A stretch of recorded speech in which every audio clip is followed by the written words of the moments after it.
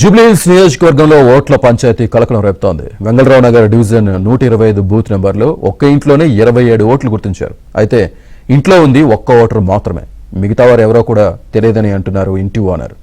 అటు ఓటర్ జాబితాలో ఉన్న ఎవరు కూడా ఇక్కడ వారు కాదని అంటున్నారు పక్కింటి వారు. అటు ఒకరి పేరుతో 3 ఓట్లు ఉండడం కూడా చర్చకు దారితీసింది.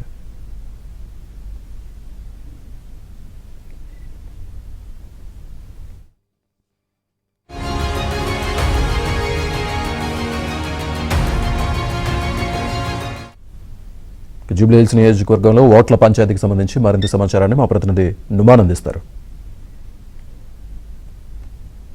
జూబ్లీహిల్స్ ఉప ఎన్నికల వేళ బోగస్ ఓట్లు కలకలం రేపుతున్నాయి. వెంగళరావు నగర్ లో దాదాపు ఒకే ఇంట్లో 27 నకిలీ ఓట్లు వెలుగులోకి చూసినటువంటి పరిస్థితి ఉందని చెప్పొచ్చు. ఒక ఓటు మినహా మిగిలిన ఓట్లన్నీ కూడా ఇక్కడ లేనటువంటి వారే ఓటర్ కార్డులు పొందినటువంటి పరిస్థితి. ఈ నేపథ్యంలో ఇప్పటికే ఇక్కడ స్థానికంగా ఉన్నటువంటి బీజేపీ నేతలు కూడా ఏదైతే ఇప్పటికే ఎలక్షన్ కమిషన్ కూడా ఫిర్యాదు చేసినటువంటి పరిస్థితి ఉందని చెప్పవచ్చు. సో వెంగళరావు నగర్ లో చూడొచ్చు. సో బూత్ నెంబర్ 125 ఇది. సో బూత్ నెంబర్ 125లో ఇదే ఇంట్లో ఒక ఓటు మినహా మిగిలిన ఓట్లన్నీ కూడా ఇక్కడ నివాసం లేనటువంటి వారు వేరే ప్రాంతం అసలు కొత్త వ్యక్తుల ఓటర్లు కార్డులు ఇక్కడ నుంచి ఎన్రోల్ చేసుకున్నటువంటి పరిస్థితి ఉందని చెప్పొచ్చు. సో ప్రధానంగా ఈ అంశం అంతా కూడా ఎలా వెలుగులోకి చూసింది ఏంటంటే కూడా మనం తెలుసుకుందాం. ప్రస్తుతంతో పాటు మాట్లాడడానికి బీజేపీ నేతలు కూడా ఉన్నారు, వారితో కూడా మాట్లాడదాము. చెప్పండి, అంటే మీకు ఇదంతా కూడా ఎలా తెలిసింది?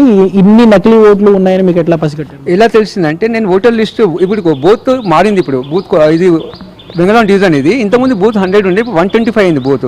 ఆ బూత్లో వెరిఫై చూద్దాం, ఓటర్స్ ఎవరున్నా తెలిసినట్టు చేద్దామంటే నేను ఒక ముస్లిం క్యాండిడేట్ ఉన్నారు. ఇప్పుడు నేను ముస్లిమే. ఈ కాలనీ ప్రతి ఒక్క ముస్లిమ్స్కి నేను గుర్తుపడతాను. ఈ బుర్కా లేడీ ఎవరు అని ఇట్లా గమనిస్తే ఈ ఇంటి మీద 369 మీద ఇన్ని ఓట్లు ఉన్నాయి. ఈ ఓట్లు ఉన్న వల్ల ఇది చూసుకొని ఇంటి ఓనర్తోనే వెళ్ళి అడగడం జరిగింది.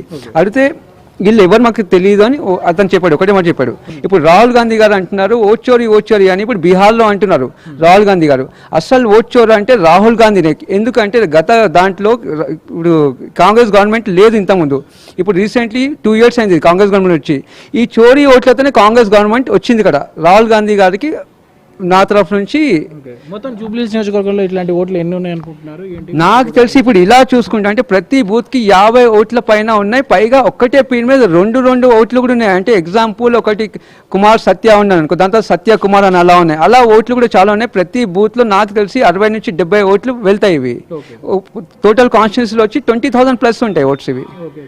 మీరు ప్రస్తుతము మీ బూత్లో ఈ ఓటుతో పాటు ఇంకెక్కడైనా కనుక్కున్నారా? ఇట్లాంటి ఓట్లు ఎక్కడైనా బయటపడ్డాయి నకిలీ ఓట్లు? అంటే ఉన్నాయి, ఇంకా మీకు తొందరలో చూపెడతా అది లిస్ట్ చూసి. ఎందుకంటే నేను లోకల్ కాలనీలో ఇక్కడే లోకల్ నేను ఇక్కడ ఇదే కాలనీలో పుట్టి పెరిగినవాడిని. ఎందుకంటే ప్రతి ఇంటి ప్రతి ఓనర్స్ నాకు అందరు తెలిసిన వాళ్ళు, అందరితో మంచి రిలేషన్, అందరితో మంచి కలిసి ఉంటాం. అందరు ప్రతి ఒక్కరు చాలా క్లోజ్ ఉంటారు. కమిషన్ కూడా ఏం కోరదలుచుకున్నారు? ఎందుకంటే ఉప ఎన్నికలు అనేవి చాలా ప్రతిష్టాత్మకంగా తీసుకొని అన్ని పార్టీలు కూడా పోటీ చేస్తున్నటువంటి తరుణంలో సో ఈ బోగస్ ఓట్లు అనేవి కొంత కలకలం రేపుతున్నటువంటి పరిస్థితి. సో ఏం చెప్పదలుచుకున్నారు? ఇప్పుడు ఈసీ వరకు ఎలక్షన్ కమిషన్ ఆఫ్ స్టేట్కి ఏం చెప్పాల్సిన అంటే ఇప్పుడు యాక్చువల్గా బిఎల్ఎస్ అందరు వెరిఫై చేయాల్సింది ఓటర్లు ప్రతి దానికి చేసి. ఇప్పుడు బీహార్లో ఎస్ఐ ఎలా ఉంది, ఎలా చేస్తున్నారో స్పెషల్ ఇంటెన్సివ్ అది ఉంది కదా రివైజ్ చేసి సేమ్ ఇలా కూడా తెలంగాణలో కూడా ప్రతి చేసుకుని ఎలక్షన్ రాబోయే జిహెచ్ఎంసీ ఎలక్షన్స్ కూడా ఉన్నాయి. ఇంకా ఇప్పుడే మనకి ఇలా ఇప్పుడు బై ఎలక్షన్లో ఓట్లు దొరుకుతున్నాయి. అంటే ఇప్పుడు తిరిగితే ప్రతి కాన్స్టిట్యూన్సీలో చాలా ఓట్లు దొరుకుతాయి మనకి ఇలాంటివి.